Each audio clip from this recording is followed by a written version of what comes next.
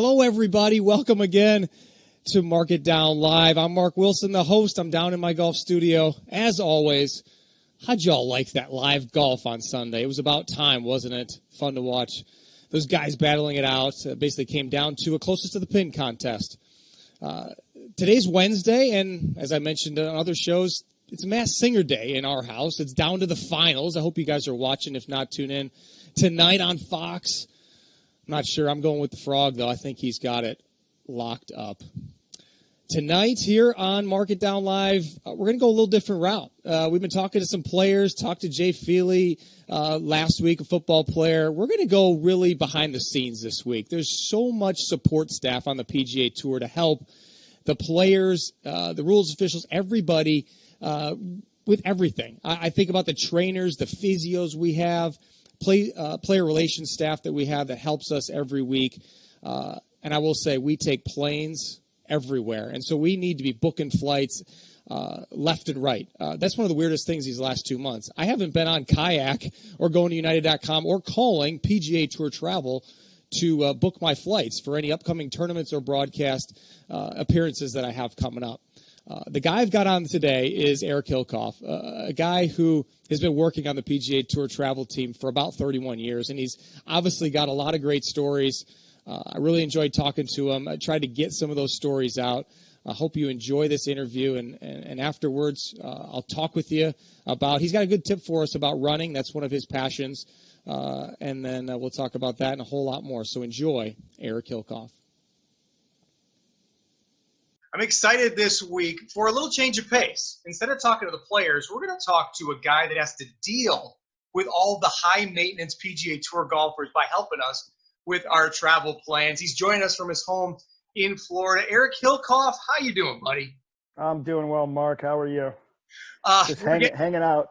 We're getting through this, yeah. And I know you're on pause right now. You're still answering the phones and booking flights for maybe the guys to play some tournaments coming up. We got our fingers crossed. I'm really hoping it's going to happen. But just curious, how did you really get involved in PGA Tour Travel? You've been doing it for over 30 years now. Yeah, I was actually living in Manchester, Vermont, and managing a ski shop.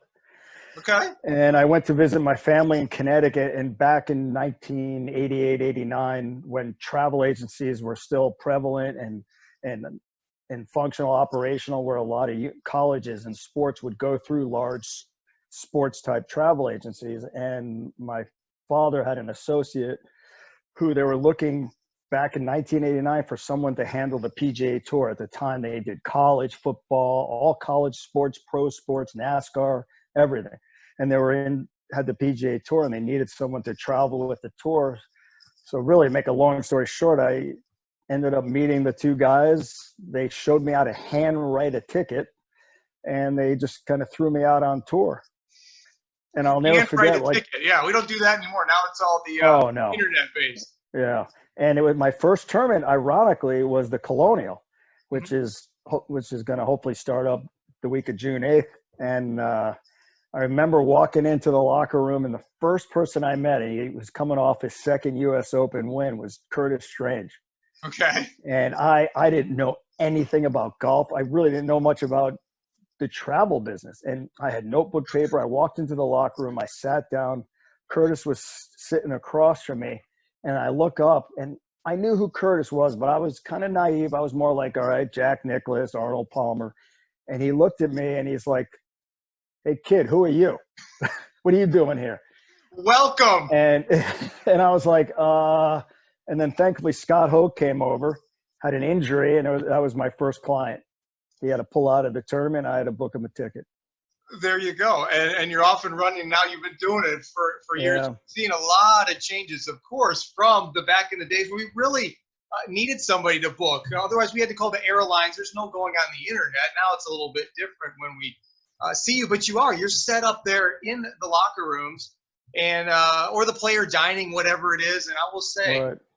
Guys are always be like, hey, where's Hilcoff set up? And sometimes, actually, it was just recently, I heard Paul Guido say, hey, have you seen Pitchfork? Where is he? I'm like, Pitchfork? Who's that? That's your nickname. I didn't even know about that until last year on tour. Can you explain? That's a very interesting nickname you got. Yeah, I think it was 1992. There was a guy working on the fitness trailer, Brett Fisher, who I told him the story. When I was 6 years old, I was playing with some friends in their backyard, and there was a dirt mound, and we found this big pitchfork. And his brother, I had a rock in my hand. I was up on top of the dirt mound. The rock fell out of my hand, and it hit him in his foot. That was it.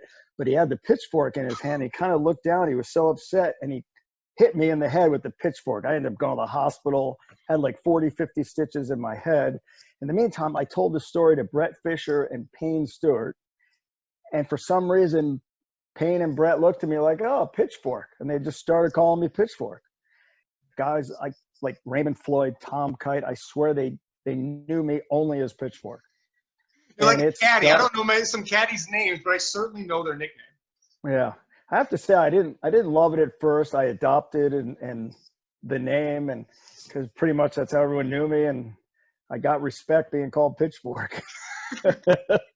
You feel like you're one of the club, and you really are, Eric. Being doing it for so long, you've certainly gained the respect of everybody, and you live down there in the Jupiter area with many tour pros living there, from Greg Norman to Jesper Parnevik to the new guys, the Justin Thomases and Daniel Bergers. So you've been adopted, and you're definitely one of our own, and we love having you there. And it takes a unique personality to deal with us on a Friday afternoon after we missed the cut and had to change our flights. That's got to be the toughest day of your job. It is. It's you get overwhelmed because a lot of guys are coming to see me on Friday, and I'm really more like the Grim Reaper. But over the years, you get to know people like yourself, their personalities, what if they do miss a cut, what they're looking to do, and so you're almost like a therapist as well, because some guys are like, well, should I go home? Should I stay? What should I do? And I'm like, well, maybe you should do this or that. And sometimes I've actually talked them into like, hey, I'm going to go see my coach, or I'm going to stay and practice. If I go home, I'm going to want to spend too much time with my wife and family, and I won't focus on golf. You know what I'm talking about. That's why you're laughing. Exactly. Wow. But yeah, Friday, it can get hectic because with the two tees, people all come in at once and they're not happy and they want to get out of town. Let's face it, we're used to getting answers right away and giving things handed to us, and you want your flight, you want to get out when you miss the cut. How about those situations where I know what happened to Ted Purdy, I know what happened to Jeff Ogilvy, where they finished on a Friday morning thinking, oh, I'm going to miss the cut, flew home or on their way home. Oh, yeah. Only to find out they made the cut. Did you get any of those frantic phone calls? Oh, yeah. Alex Cheka, a year in New Orleans, actually flew home, got home, caught a flight without it. His clubs got lost, ended up coming back, had to play with some rental clubs. Yeah, Jeff Ogilvy was another one who, I think it was Jeff Ogilvy, who flew back to Dallas, or he was flying through Dallas, found out he made the cut. Instead of continuing home, he turned around and came back. And yeah, that's happened a few times. And another time years ago, this Neil Lancaster got on a flight thinking, and this was before 9/11, where you didn't have to show ID at the airport. He got on a flight, and the tournament was in Ontario, Canada, the Canadian Open, but he got on a plane to Ontario, California. Yeah, so that was a little out of the way. It's like, wow, there's some more mountains here in Toronto than I really thought there would be when he landed. Yeah, and it was a little bit of a longer flight.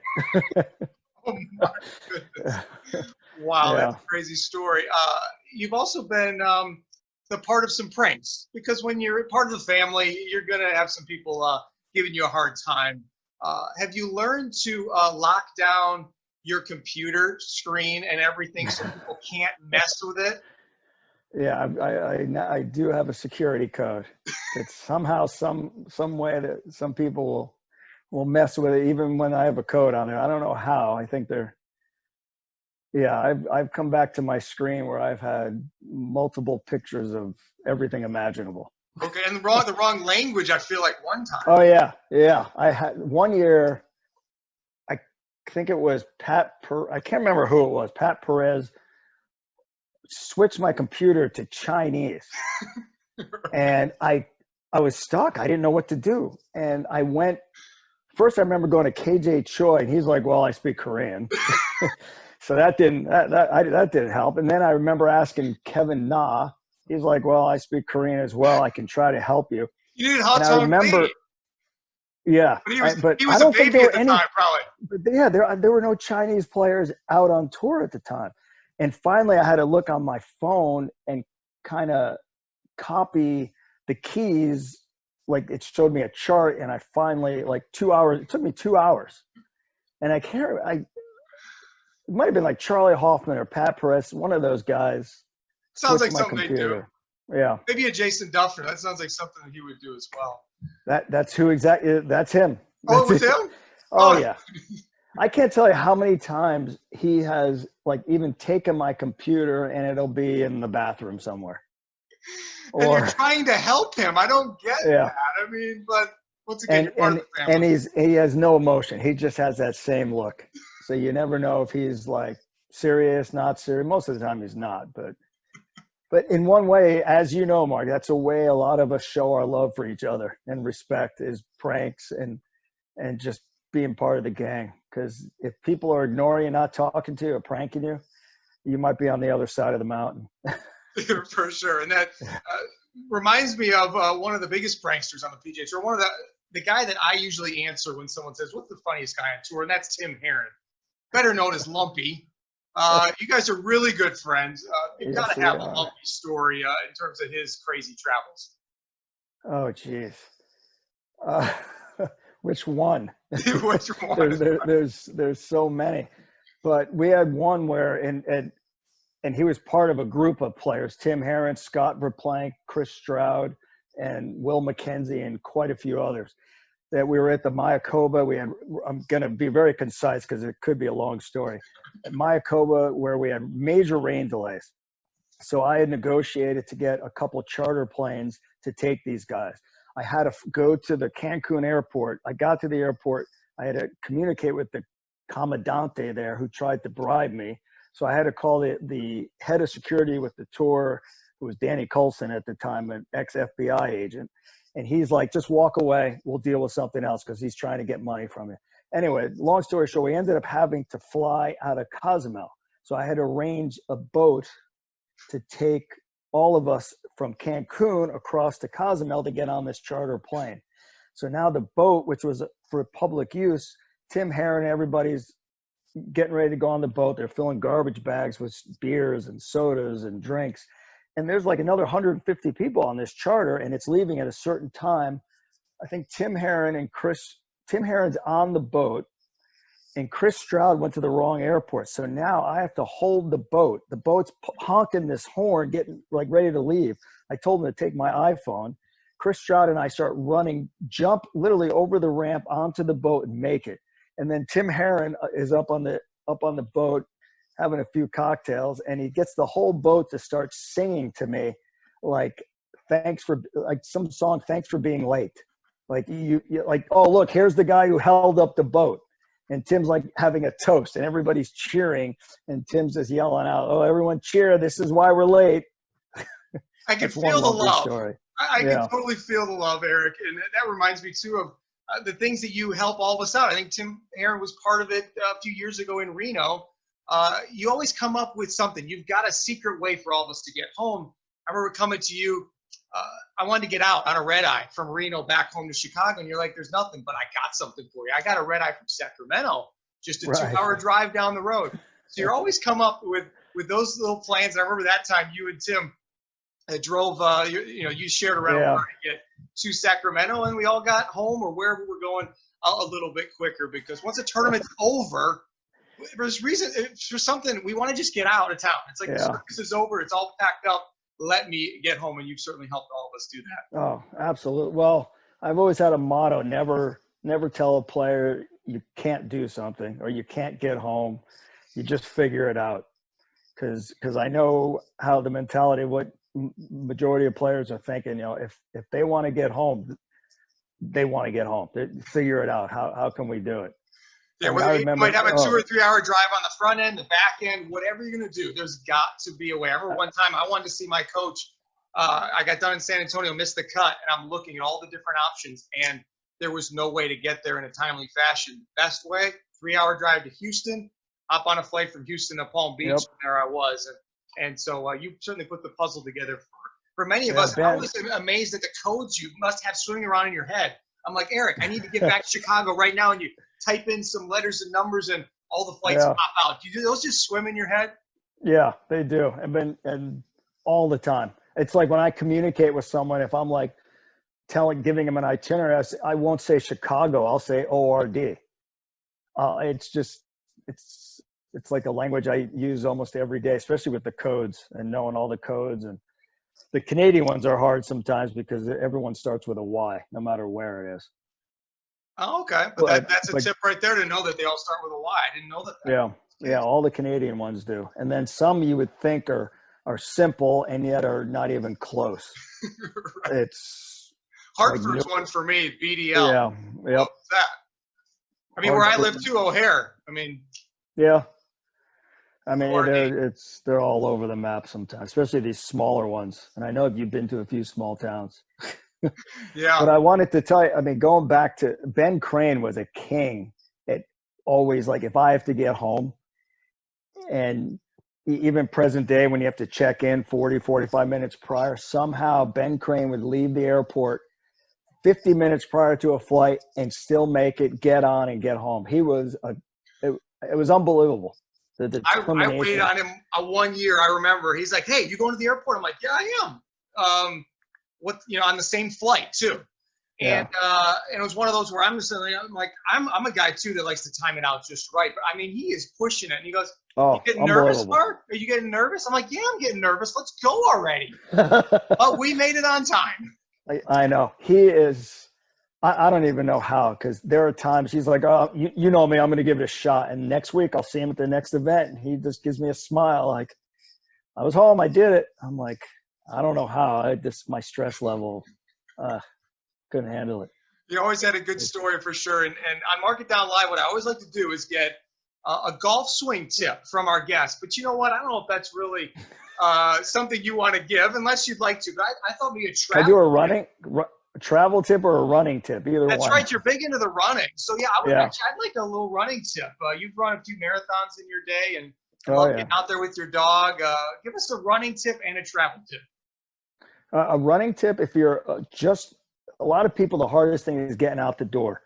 And whether it's in the morning or especially if you're a beginner, I think one of the most important things is start, don't go out on a rainy, dismal day. Start on a day you just want to get outside and just walk 100 yards, jog 100 yards, and just mix it up. You don't have to do it every day, and just kind of slowly, see if you acclimate and enjoy running, and you'll just pick it up. Before you know it, you're walking, running, and then you're running 200 yards, and you just build from there.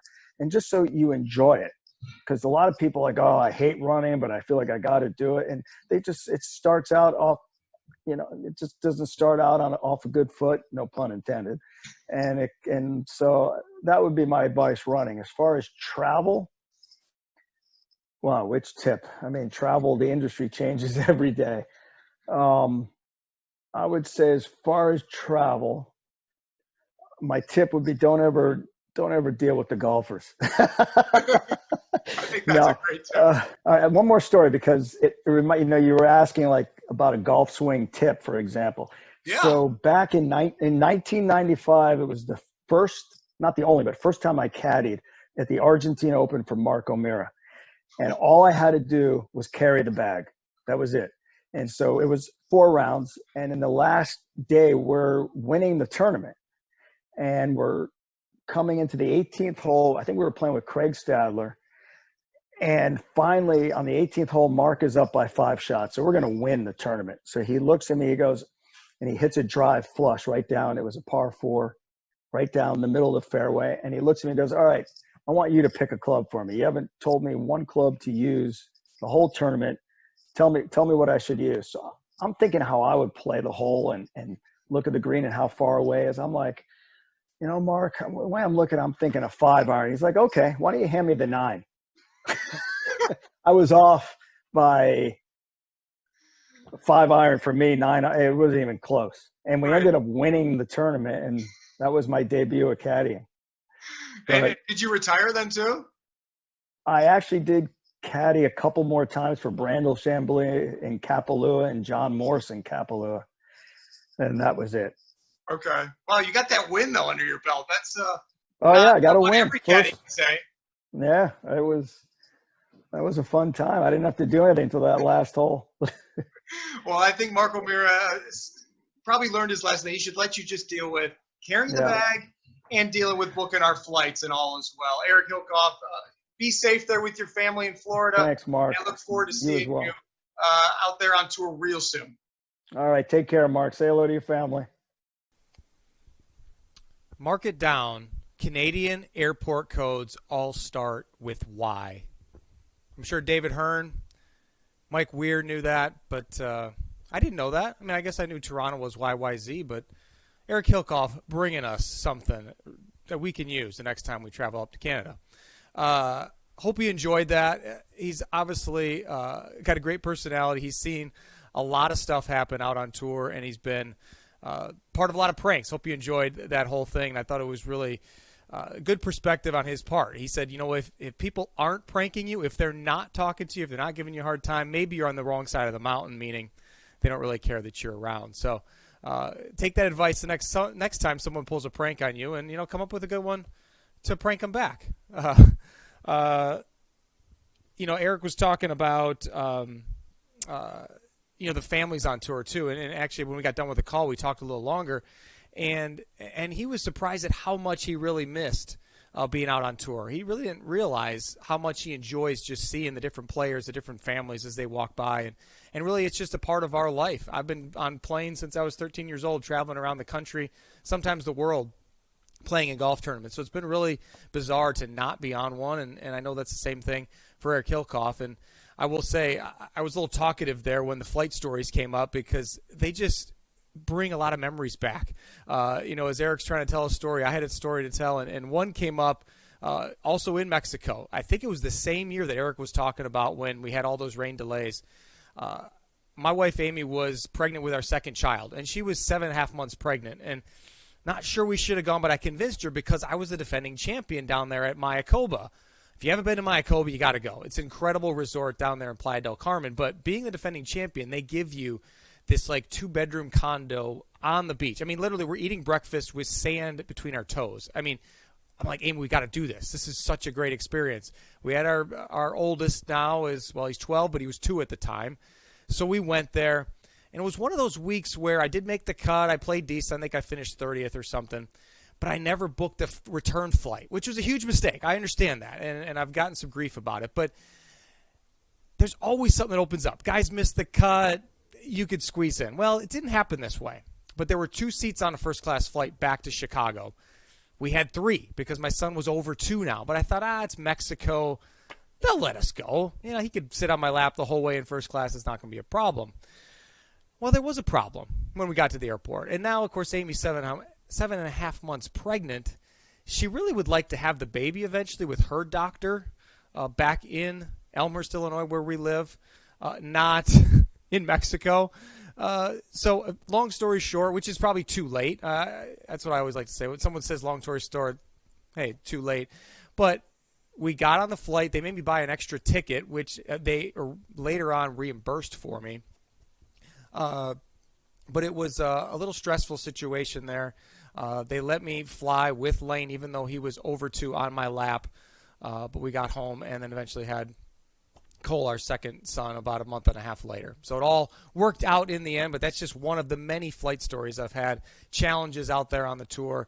And that's really what we do. Most of us don't really book until we know exactly what we're going to do. So we talked about Friday afternoons where Eric is just getting swamped. Guys missed the cut. They were planning to be in there Sunday late. That's not the way the week went. So they come in and try to get a flight, and sometimes they are sold out and you can't get out the way you want. But he'd always find a way to get us home as quick as possible. I was thinking about his tip, too. You talked about the running. I thought that applied to so many different things. Could be golf, could be any sort of activity. So that's going to be your mark it down this week. I'm going to say mark it down, ease into something.